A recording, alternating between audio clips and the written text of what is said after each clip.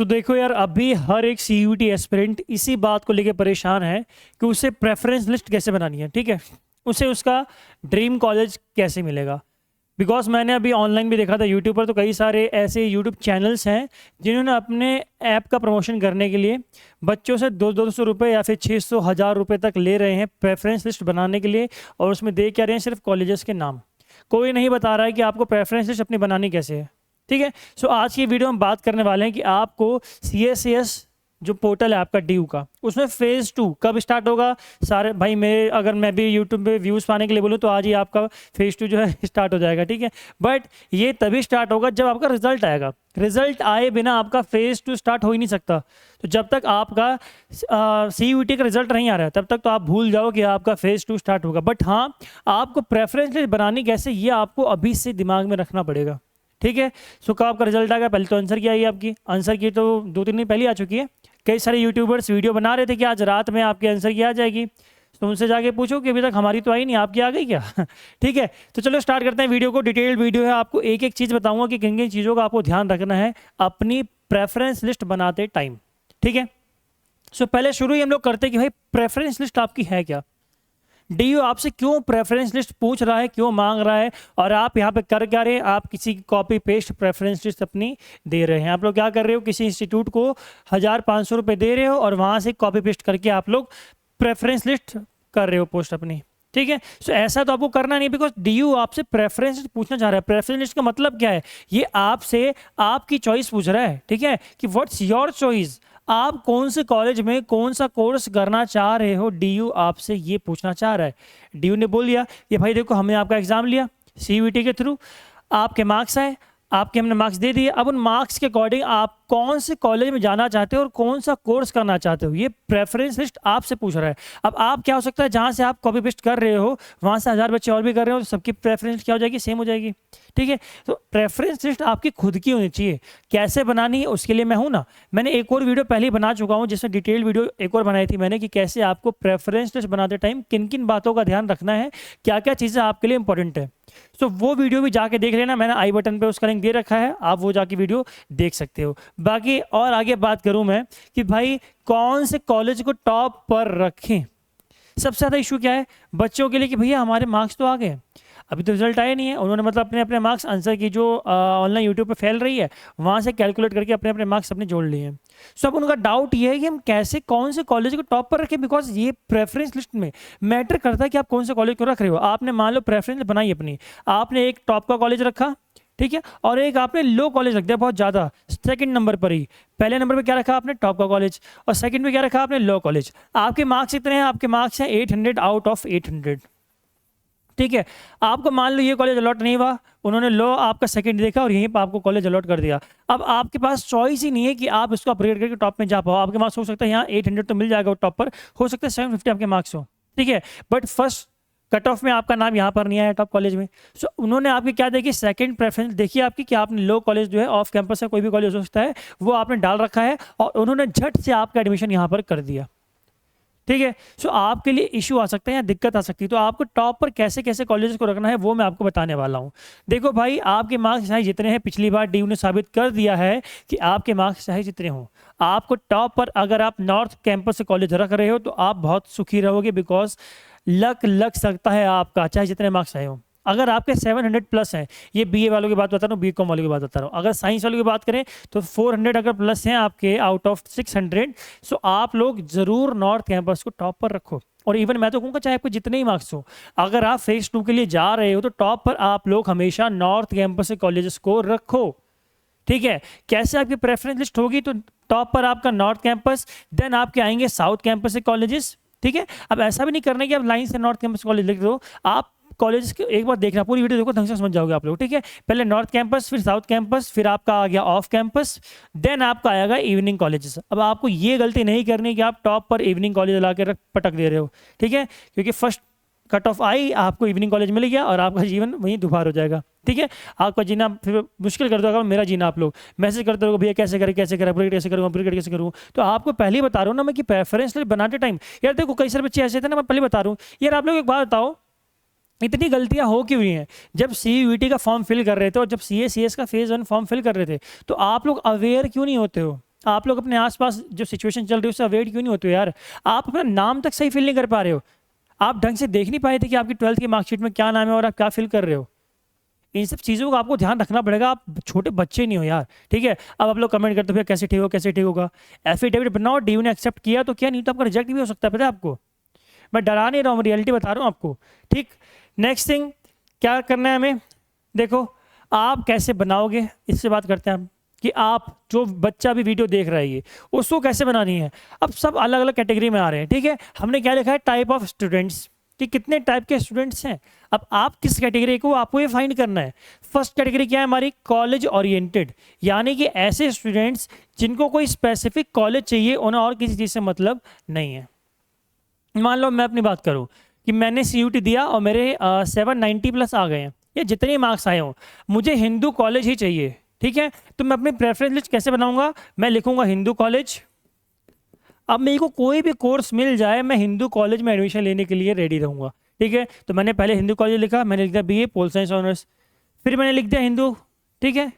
क्या लिख दिया मैंने, हिंदू कॉलेज, लिख दिया हिस्ट्री ऑनर्स, और फिर मैंने लिख दिया हिंदू कॉलेज, ठीक है। यानी कि मैं हिंदू कॉलेज में जितने भी कोर्सेज मैं ऑप्ट कर सकता हूँ, यानी कि मैं जिनके लिए एलिजिबल हूँ, मैंने उन कोर्सेज को अपनी लिस्ट में, प्रेफरेंस लिस्ट में भर दिया है। हालांकि मैं इसे रिकमेंड नहीं करूंगा कि आप एक कॉलेज के पीछे पड़ जाओ, बिकॉज अगर आपके मार्क्स उस लेवल के नहीं और आप भर रहे हो तो आप पीछे छूट जाओगे, आपको एडमिशन नहीं मिलेगा, ठीक है। बट अगर आपके मार्क्स अच्छे हैं, बहुत ही अच्छे मार्क्स हैं, तो आप लोग क्या करो, इसके लिए जा सकते हो आप लोग आराम से कि एक कॉलेज की प्रेफरेंस बना के जितने कोर्सेज आपको चाहिए सारे के सारे फिल कर दिए आपने, ठीक है। तो कुछ बच्चे हो गए ऐसे। अब सेकेंड कैटेगरी ऐसी आएगी जो बच्चे होंगे आपके कोर्स ओरिएंटेड, यानी कि उनको एक स्पेसिफिक कोर्स चाहिए होगा। मान लो अपनी बात करूं, मुझे चाहिए पोल साइंस ऑनर्स, तो मैंने पहले क्या लिखा, पोल साइंस ऑनर्स, ठीक है। और देन मैंने सारे कॉलेज लिख दिए कि pol science honours Hindu college, pol science honours यही चाहिए मुझे, कौन सा कॉलेज, KMC, ठीक है। पोल साइंस ऑनर्स रामजस या हंसराज जिसमें भी हो, ठीक है।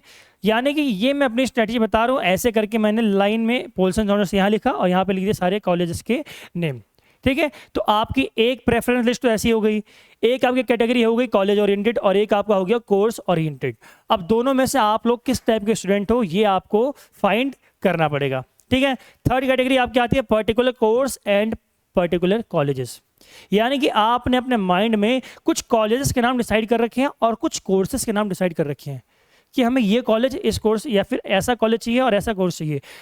हिंट के लिए बता दूं कि हो सकता है आपने 4 कोर्स फाइंड किए थे, ठीक है। 4 कोर्स वो हो सकते हैं BA प्रोसेस। अब ये मैं BA का बता रहा हूँ, आप लोग किसी भी कोर्स को ले सकते हो, इसी में आप BCom रख सकते हो और इसी में आप BSc physics honours, chemistry honours programme कुछ भी रख सकते हो, ठीक है। मैंने लिखा BA पोल साइंस ऑनर्स, मुझे कॉलेज चाहिए हिंदू, ठीक है।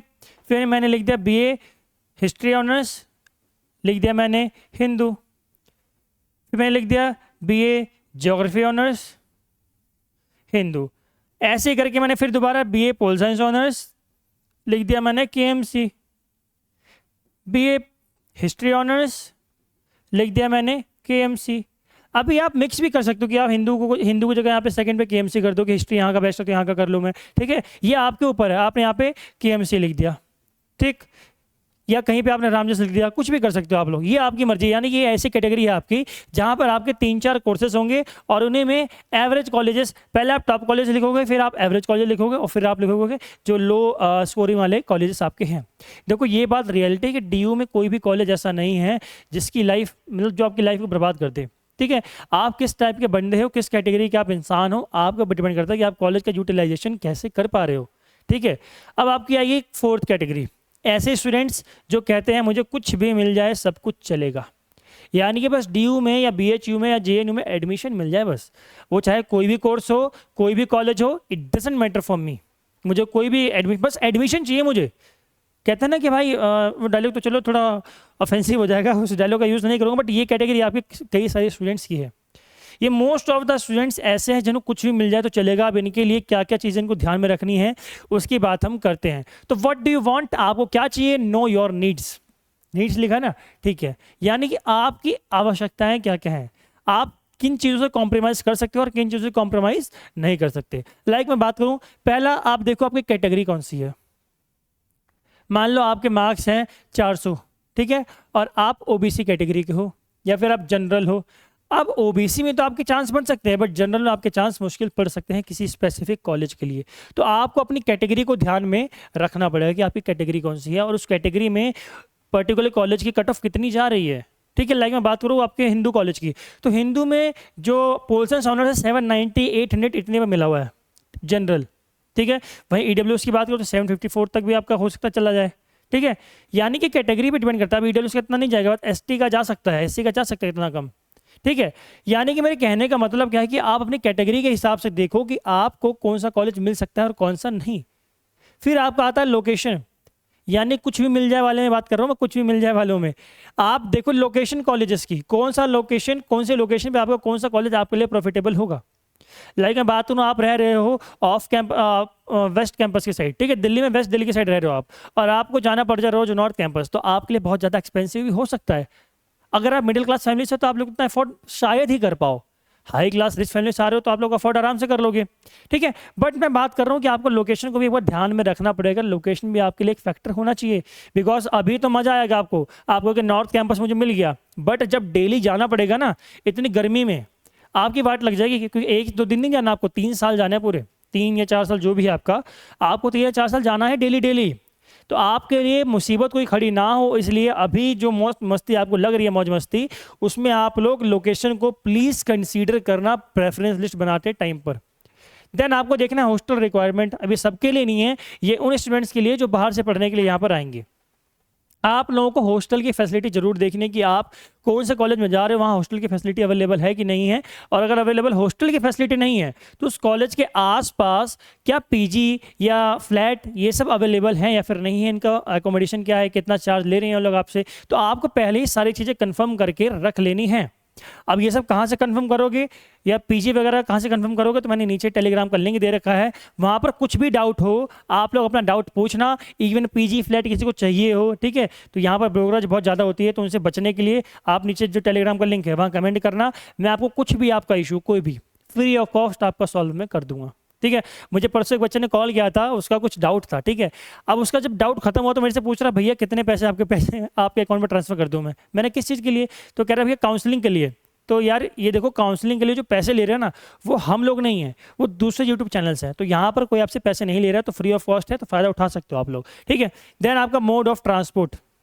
अब मैं बात करूँ रोहिणी का, मेरे को एक बार कोई कॉलेज में कंपटीशन था मेरा, तो मैं गया तो वो लगभग मेट्रो स्टेशन से 3 किलोमीटर दूर था, तो मेरे लिए बहुत मुश्किल हो गया था, ऑटो करना रिक्शा करना बहुत मुश्किल था वो। ठीक है, तो आपको मोड ऑफ ट्रांसपोर्ट पर भी ध्यान देना हो कि आप जिस कॉलेज में जा रहे हैं वहाँ तक पहुँचने के लिए कौन सा ट्रांसपोर्ट आपको मिलेगा, लाइक वो मेट्रो के पास है या फिर नहीं है, या फिर बस स्टॉप के पास है या फिर नहीं है, और कितना दूर है, क्या क्या आपका खर्चा आ सकता है, कौन सा ट्रांसपोर्ट आपको मिल सकता है। हो सकता है कोई आपको ट्रांसपोर्ट मिले ही ना उस मेट्रो स्टेशन से, तो आप मुसीबत में पड़ जाओगे। तो ऐसा आपको नहीं करना है कि ऐसा कॉलेज कोई ऑप्ट कर लो कि रोज रोज आपको मुसीबत में पड़ना पड़े, बिकॉज ये 1-2 दिन की बात नहीं है, पहले बता रहा हूँ 3-4 साल की बात है। ठीक है, then course in which you are comfortable. अब ऐसा ना हो कि कुछ भी मिल जाए कि चांस में आप लोग ऐसा कोर्स ले लो कि आप फेल होकर बैठ जाओ, बैक लगा के बैठ जाओ, ऐसा भी नहीं करना है। ऐसा कोर्स लेना है जो आपके लिए सूटेबल हो, आपके लिए कंफर्टेबल हो, जिसमें आप मान लो आप कॉलेज में आप लोग स्कूल में कोई स्पेसिफिक कोर्स पढ़ के आए हो, ह्यूमैनिटीज़ हो सकता है, कॉमर्स हो सकता है, साइंस हो सकता है, अब उसमें कोई ऐसी चीज़ जिसमें आपकी कमांड अच्छी थी, आप कोशिश करना कि आप वही कोर्स लो। ऐसा ना हो कि जिसमें आप बिल्कुल किनारे से पास हुए थे वो वाला कोर्स लेके बैठ जाओ, और यहाँ किनारे से वहाँ तो पास हो गए थे, यहाँ पे बैक लगा के बैठ जाओ, तो ऐसा भी आपको नहीं करना है। देन प्लेसमेंट्स देखनी है कि प्लेसमेंट उस कॉलेज की कितनी अच्छी होती है, हाई पैकेज कितना हाई जाता है या फिर एवरेज कितना जाता है, ये सब आपको ध्यान में रखना पड़ेगा। बीए वालों के लिए तो ज़्यादा प्लेसमेंट होती नहीं है, बट साइंस या फिर कॉमर्स वालों की प्लेसमेंट बहुत अच्छी खासी होती है, तो उनको इन चीज़ों को भी कंसिडर करना है, और इन चीज़ों को कंसिडर करना ज़रूर है। ये सब चीज़ें हैं, बस फिर कुछ बच्चे हो सकते हैं जो कहते हैं कि हमें तो फ्रेंड सर्कल अच्छा चाहिए, तो हमारे फ्रेंड्स जिसमें जाएंगे हम तो उसमें जाएंगे, तो ये भी अलग कैटेगरी अलग प्रजाति के आदमी यहाँ भी आ सकते हैं। ठीक है, कि मेरा जो पड़ोसी है, मेरा जो फ्रेंड है शामू, वो जा रहा है हंसराज कॉलेज में, तो मैं भी हंसराज कॉलेज में ही जाऊँगा, तो ये भी आपके लिए हो सकता है प्रेफरेंस लिस्ट में। ठीक है, तो आपको किन किन चीज़ों का ध्यान रखना है, वो चीज़ें इतनी ही हैं, बाकी और भी कुछ होगा तो मैं एक और वीडियो आपके लिए अलग से ले आऊँगा प्रेफरेंस लिस्ट पर।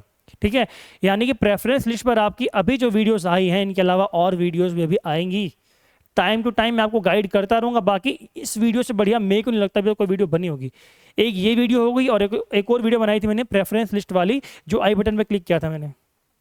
इन दोनों वीडियोस को अगर आपने देख लिया ना, तो आपकी प्रेफरेंस लिस्ट इतनी अच्छे से तैयार हो जाएगी कि आपको आपका ड्रीम कॉलेज मिलेगा ही मिलेगा। ठीक है, तो आई होप आपको आज की वीडियो में जो भी आपके डाउट्स है प्रेफरेंस लिस्ट से रिलेटेड वो सॉल्व हो गए होंगे। बाकी अगर नहीं हुए तो कमेंट बॉक्स में कमेंट कर दो, और टेलीग्राम का लिंक दे रखा है तो वहाँ पे जाके मैसेज कर दो। ठीक, कोई इशू नहीं है यार, आपकी हेल्प पूरी की जाएगी। जय हिंद, जय भारत।